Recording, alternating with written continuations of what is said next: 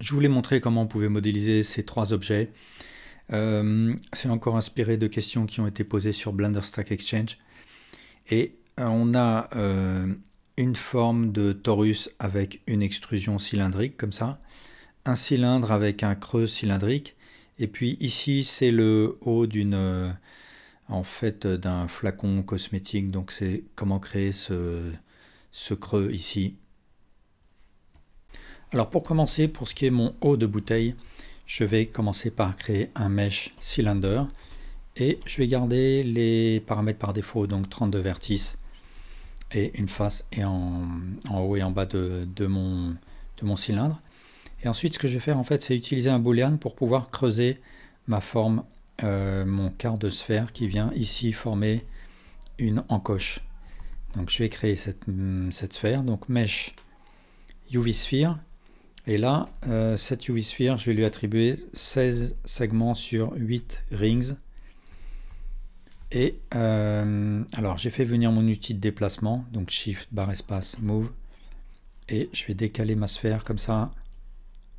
Alors, pourquoi j'ai un petit peu réduit la topologie de ma sphère? Parce que, comme je vais m'en servir pour faire un booléen, bon, il faut que j'ai une sphère qui ait suffisamment de topologie pour avoir quelque chose d'arrondi, mais qui n'ait pas trop de faces non plus, parce que après ça me fait beaucoup de faces à gérer, et je veux garder quelque chose le plus bas en polygone possible.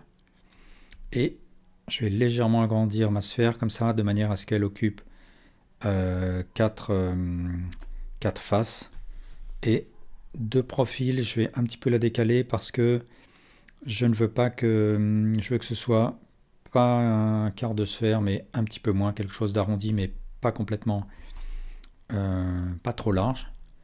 Donc voilà, je vais faire quelque chose comme ça.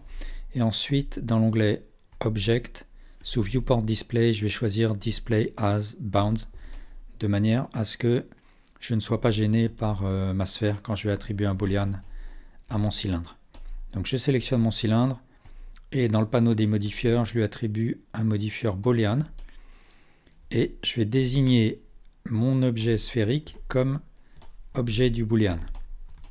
Et puis là, je vais clairement voir à quoi va ressembler ma topologie une fois que j'aurai appliqué le boolean. Donc par exemple là, je veux me passer des faces qui sont là tout du long du bord. Donc je vais légèrement décaler ma sphère comme ça, et je me retrouve avec quelque chose comme ça. Donc je vais dupliquer les deux, la sphère et le cylindre, avec un Shift D X. Et cette version-là, je vais appliquer le boolean. Donc c'est toujours mieux de garder une version inchangée si jamais on veut y revenir. Et là, j'ai plus besoin de ma sphère, donc je la supprime. Je rentre en mode Edit. Je me mets en mode de sélection de face. Je supprime ces deux faces. Et donc je me retrouve avec ça. Donc là, je vais un petit peu retravailler de manière à ce que j'évite les n-gones. Donc que j'ai des faces essentiellement des quads, des faces avec 4 vertices. Et pour faire cela, je vais me mettre en vue de face comme ça. Je vais activer le couteau avec K, et avec A, ça va me permettre de couper orthogonalement, et avec C, ça va me permettre de couper à travers le mesh. Ça, c'est à partir de la version 3. Pour les versions antérieures, les raccourcis sont C pour couper orthogonalement et Z pour couper à travers. Donc K, A, C. Et je coupe comme ça le long des edges qui ont été créés. Et pour valider, je fais un Enter. Et puis voilà. Donc là, je vois que j'ai bien coupé à travers. Là, je me retrouve avec des vertices qui ne sont pas voulus. Donc je peux les sélectionner et faire un CTRL X. Et puis, je vais améliorer la topologie ici. Donc ce que je peux faire, c'est activer l'option Auto Merge, et ici choisir un Snap to Vertex. Je ne vais pas activer l'option Snap, je vais tout simplement utiliser CTRL quand je voudrais faire un snap. Donc par exemple, ce vertex, je le déplace avec G, je presse CTRL, ça fait un snap sur ce vertex là, Et avec l'auto-merge, ça fusionne automatiquement les vertices. Et là, je peux faire pareil. Et ensuite, ici, je vais simplifier la topologie. Donc par exemple, je vais couper avec le couteau comme ça. Enter. Je vais couper ici aussi. Ici, je vais supprimer cet edge-là et celui-là avec un CTRL X. Je vais sélectionner cet edge-là. Alors peut-être que là, il y a des edges qui font doublon. Donc je vais tout sélectionner et presser M pour faire un merge by distance. Ce qui va fusionner les vertices qui sont voisins. Je vais un petit peu augmenter ici la valeur dans l'opérateur box de manière à ce que je sois sûr que les vertices fusionnent bien. Donc je vais refaire aussi venir mon outil de déplacement en mode edit, donc Shift barre espace Move, et je vérifie que les vertices sont bien fusionnés comme ça. Et là je vais joindre ces vertices avec un J. Là je vais joindre celui-là avec celui-là. Alors celui-là avec celui-là plutôt avec un J.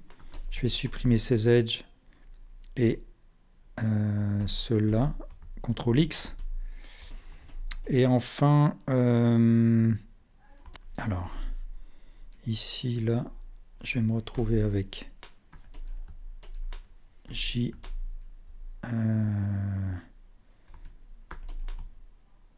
CTRL X pour supprimer, CTRL X. Je me retrouve juste avec ces triangles. Ce qui n'est pas forcément grave, mais je peux les supprimer si je veux. Il suffit que je supprime ces deux edges, CTRL X. Ce que je peux faire peut-être, c'est peut-être avec un GG ramener ce vertex un petit peu plus haut. Et celui-là, GG. Voilà, donc je me retrouve avec ça. Alors maintenant, ce que je vais faire, c'est donner de l'épaisseur à mon objet. Donc je sélectionne tout et je fais un Alt E, Extrude Faces Along Normals.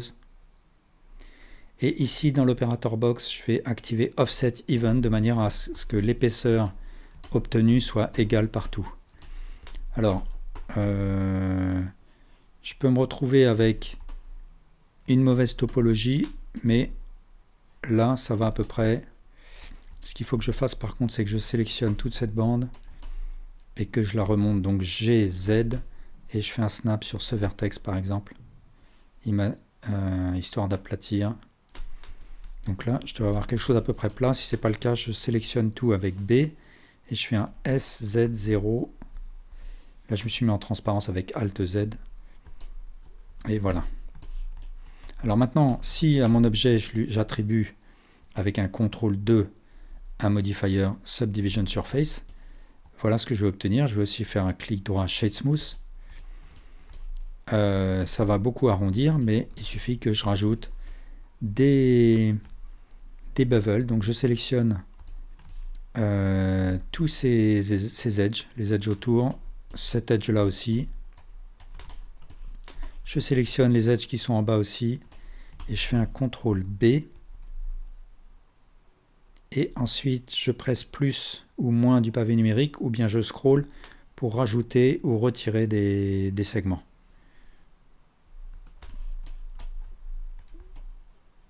Et voilà. Alors pour mon cylindre creusé, je vais créer d'abord avec un Shift A un mesh cylindre. Et ici dans l'opérateur box, je vais lui attribuer 16 vertices. Après avec un Tab, je vais rentrer en mode Edit. Je vais faire un Scale sur Z. Et je vais faire une duplication, donc Shift D, Enter. Je vais me mettre en face comme ça. Je vais faire une rotation sur X de 90 degrés. Et je vais décaler la duplication comme ça. Et ensuite, je vais aller dans Face et je vais choisir Intersect Boolean. Et par défaut, ça devrait être en mode différence. Et du coup, j'obtiens ce creux comme ça. Alors après, je vais un petit peu nettoyer. Ici, je vais actionner l'auto-merge. Et ici, je vais faire un Snap to Vertex. Et du coup, si je déplace mes vertices et que je garde la touche CTRL appuyée, eh bien, ça va faire un snap et un auto-merge grâce à l'auto-merge. Et donc je vais faire ça pour tous les vertices qui sont proches.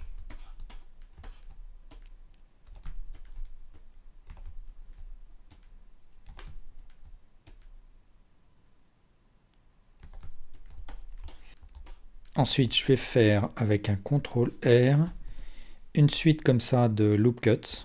Donc j'en rajoute avec la touche plus du pavé numérique, ou j'en retire avec la touche moins. Et ensuite, je vais joindre ce vertex avec celui-là avec un J, et ainsi de suite, J, J.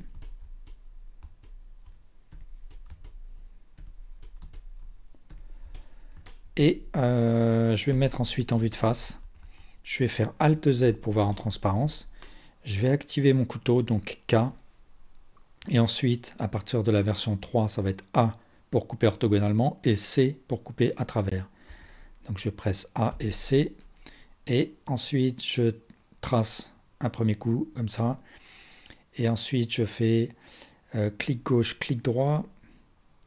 Et ainsi de suite, clic gauche, clic droit pour relâcher.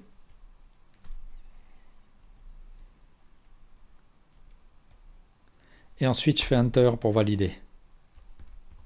Alt Z pour revenir en mode opaque.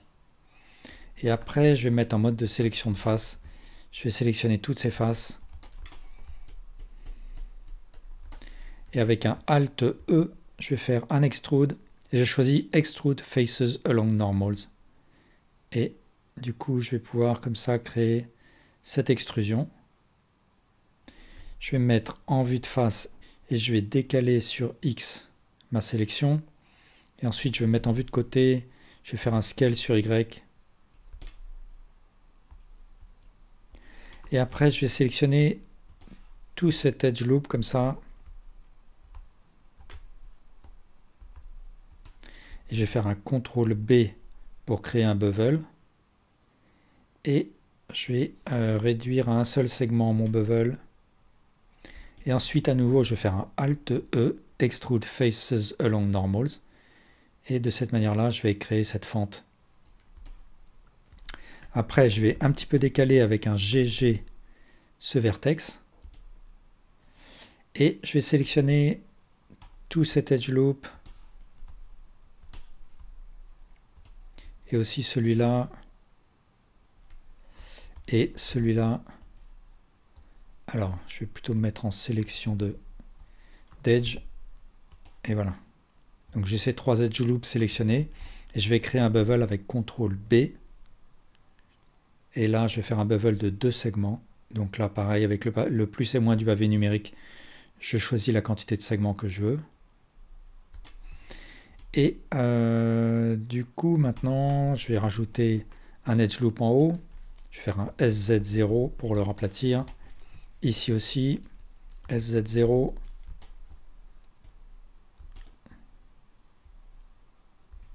Je vais sélectionner le sommet. Et je vais faire un inset, donc I. Et là, pareil, I. Alors de toute façon, bien sûr, à n'importe quel moment, je peux faire une symétrie. C'est-à-dire que là, par exemple, je vois que j'ai légèrement déplacé mon vertex. Si je veux que ce soit exactement la même chose de l'autre côté, tout simplement, je peux tout sélectionner, faire un mesh symmetrize de moins Y à plus Y. Donc ici, dans l'opérateur box, je vais choisir moins Y to plus Y. Et maintenant, avec un CTRL 2, j'attribue à mon objet un modifieur Subdivision Surface avec un niveau de viewport de 2. Et je fais un clic droit, Shade Smooth, de manière à le lisser. Et voilà, j'ai mon objet. Là, je peux peut-être supprimer ce vertex et celui-là qui sont, cet edge-là et celui-là qui sont apparus avec la symétrie. Je vais les dissoudre avec un CTRL X. Et là, je peux peut-être faire un scale de manière à ce que je rapproche cet edge loop du bord pour un petit peu affiner l'arête là. Voilà. Alors pour ce qui est de mon objet torus, j'ai importé les images, donc je mettrai en description un lien vers la page où vous pourrez trouver les images. Et donc je les ai importées comme images de référence. Donc je renvoie à un tutoriel qui s'appelle Add Image où j'explique comment importer ce type d'image et les manipuler. J'ai donc mis en vue de face la vue de profil de mon torus. En vue de côté, j'ai mis ma vue de face. Et en vue de dessus, j'ai mis la vue de dessus. Et je vais baisser l'opacité de ces images de référence. Je vais la mettre par exemple à 0,2. Et je vais créer avec un Shift A un mesh torus. Je vais limiter la quantité de segments à 24 x 8 de manière à me limiter au plus possible en quantité de faces pour que ce soit plus facile à travailler. Mais il en faut suffisamment pour ensuite pouvoir faire mon extrusion, l'extrusion de ce cylindre. Et j'aligne à peu près mon torus avec mon image modèle. Je rentre en mode Edit, je fais un scale, je fais aussi un Alt S de manière à épaissir mon image, mon torus pour l'adapter à mon image de référence. Quelque chose comme ça. Donc bien sûr, il faut que je vérifie que mes images correspondent, la position de mon image, la position de mes images coïncide. Donc là, peut-être que celle-là, il faut qu'elle soit un petit peu plus grande. Et ensuite, je vais rebasculer en mode opaque avec Alt Z. Je vais sélectionner tous ces vertices, je les supprime, je me retrouve avec ce trou. Je sélectionne cet edge loop, je fais une extrusion, donc Enter, un scale, et avec un clic droit, Loop Tools, je vais faire un cercle. Donc Loop Tools, je rappelle que c'est un add-on qui fait partie de Blender. Donc il suffit de l'actionner, de l'activer. Et je me retrouve donc avec ce cercle qui va me servir comme base de mon cylindre. Donc Alt Z, je vais revenir en mode transparent. Et je vais adapter le rayon de mon cercle à mon cylindre. Donc là, peut-être que je peux utiliser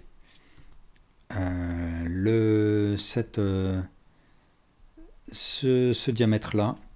Je vais mettre ensuite en vue de côté. Je vais créer avec un Alt R un deuxième edge loop. Je vais faire un scale. Je vais me remettre en vue de face là. Donc visiblement, j'ai une base qui doit être plus large sur Y que sur... Donc là, je vais un petit peu agrandir. Je vais me remettre en vue de côté, comme ça je vais faire un scale sur Y. Il faut que ça vienne un petit peu plus en avant, puisque j'ai un arrondi ici. Donc quelque chose comme ça. Ça aussi un petit peu en avant. Donc c'est ça l'intérêt de rester assez bas en quantité de faces, c'est que la manipulation sera plus facile.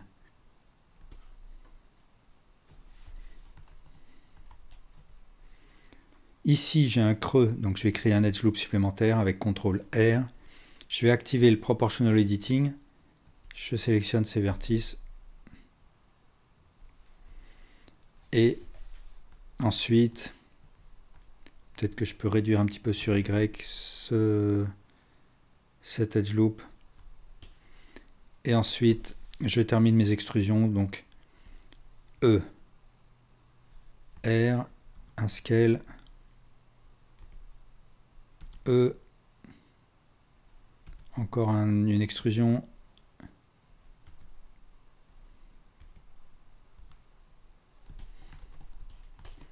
Voilà, donc je me retrouve avec ça.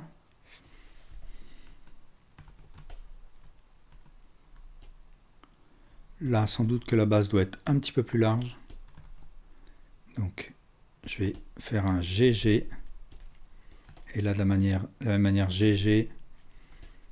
Ce que je peux faire à n'importe quel moment, c'est un mesh symmetrize, donc par exemple de -Y à +Y, de manière à ce que j'ai pu corriger d'un côté, ce soit répercuté de l'autre côté.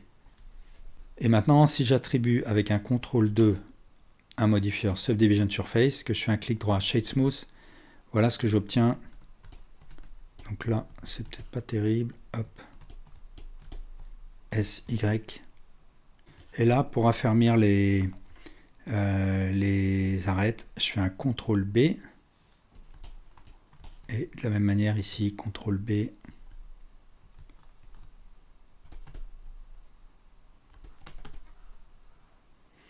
Voilà. Eh bien, merci pour votre attention.